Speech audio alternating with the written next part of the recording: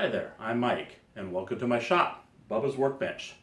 So, I think it's about time I do an update, since I'm sure everybody's wondering where in the world are the videos. And I apologize to that, and figure I owe you an explanation on what's been going on.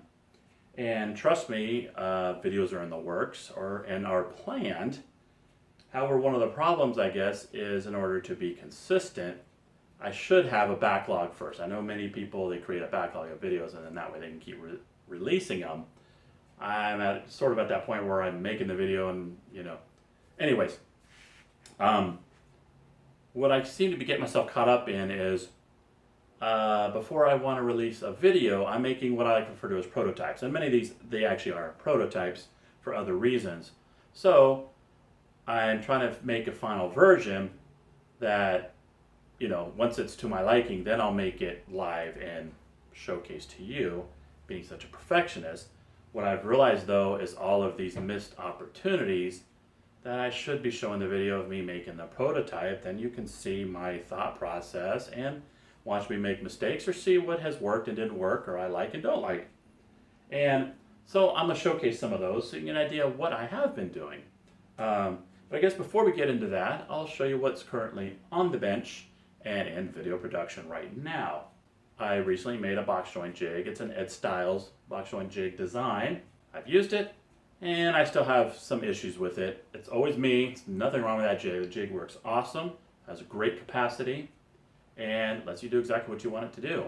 So I saw the problems that I was having, and then some other ideas came into my head that would allow you to increase its accuracy, its ease of use, and added functionality to allow this jig to do things that I don't think any other jig that I've yet to see does. I didn't completely do the design, but it did inspire me, is the Incra, I think it's the LS fence system. There's a feature on that, the Incra system, that I technically have in a way incorporated into this jig. And what that is, the best functionality, which I guess this will be a spoiler alert then for you if you watch the video, I've created a template system. So, and what that allows you to do is literally I have little templates that you can insert, and what it is you create these templates on your own, whatever spacing you want your fingers to be. Then when you plug it into your jig, rather than you trying to count or figure out, well, the wood is this big or that big, you can have a template for that exact width of wood and finger spacing you want it to be, and then you follow your template. Not so much relying on the counting. I found you still want to count so you're not losing your place, but it's not critical because you'll see right where you're at any time with those templates. And the LS system has this like paper thing I saw in a video. You slide in and it has, I think, colors, A, B. I think it has a couple different things like that. Something similar. And that's part of what I think inspired me for this, for that design. And as a matter of fact, I'm going to swing the camera over there and I'll show you those three features that this jig lets you do. Okay, so here you see, first thing added is you can see I've got this a rail on here. It's a miter rail with a couple stops, and this allows you to have a 0 point, and this could be for your second. For if you're doing a standard width fingers, you usually space one of the boards off by whatever the thickness of that finger is.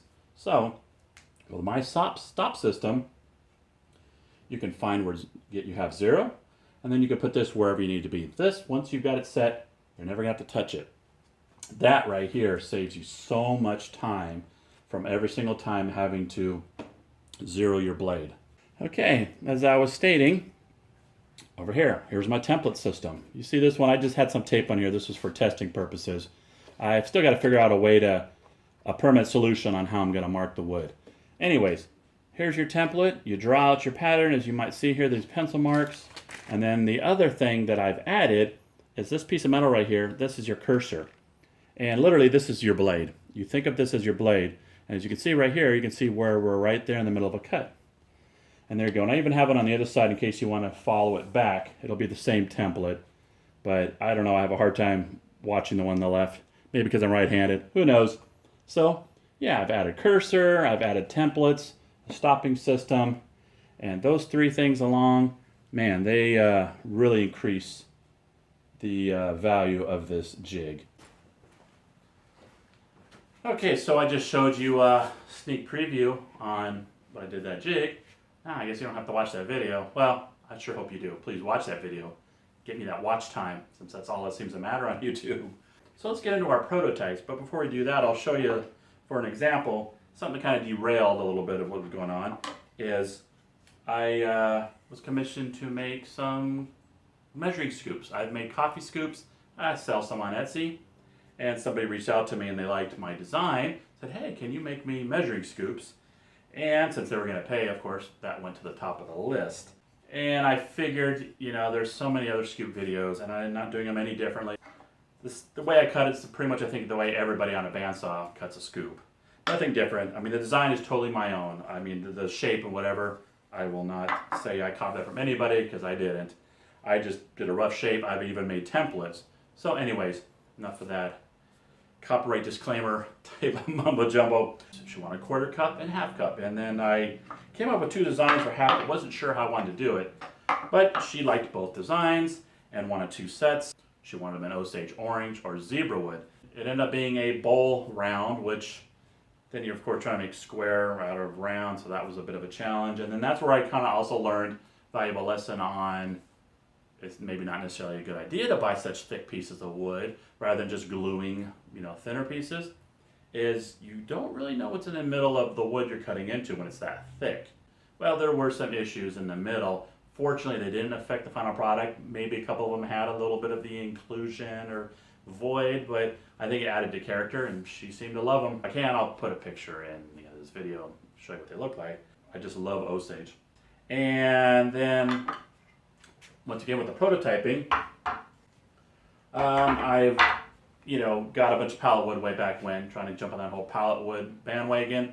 I don't recommend it. The amount of work I put in, it's nuts. I don't recommend it unless you're just doing one or two projects for yourself. That's great.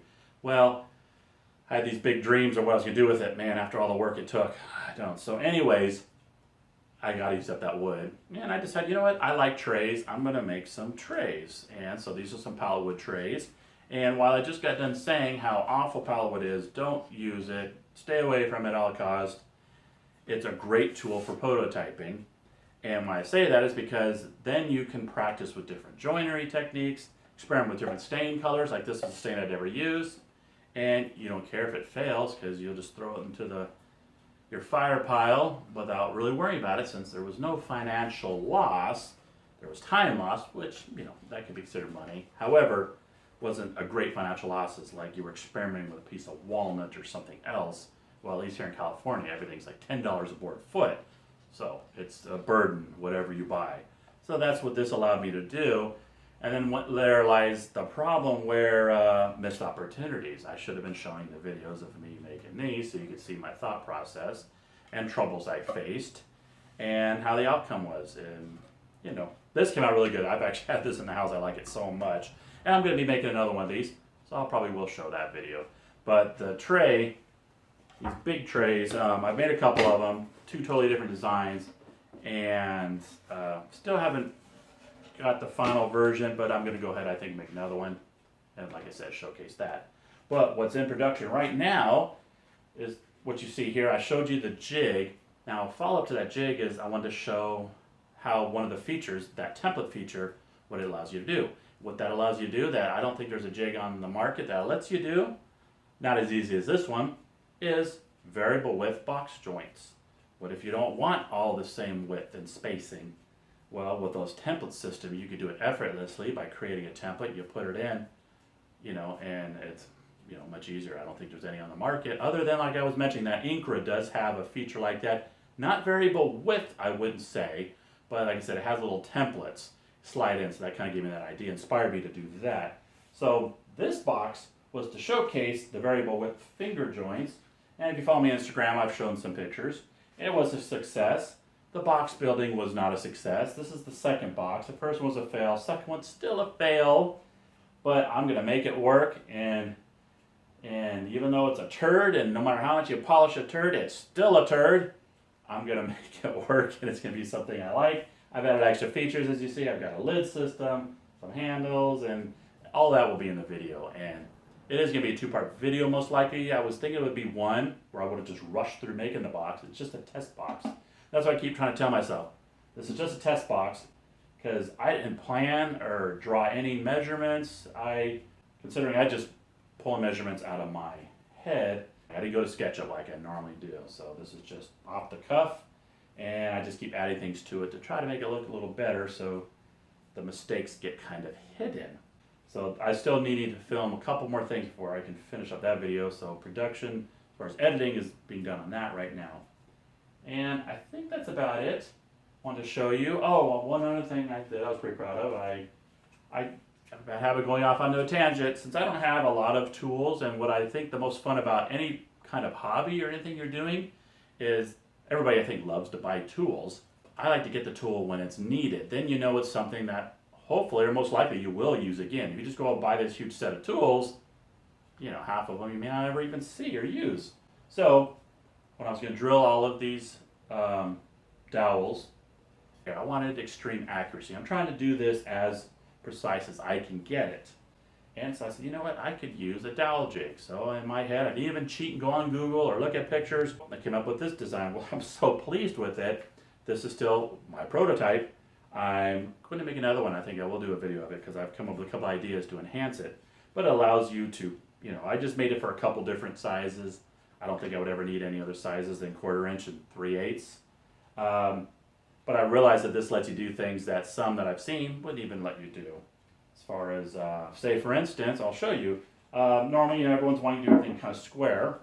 Well, what if you're wanting to draw a straight line of, drill a straight line of holes on an edge that's at an angle? For instance, right here on this lid.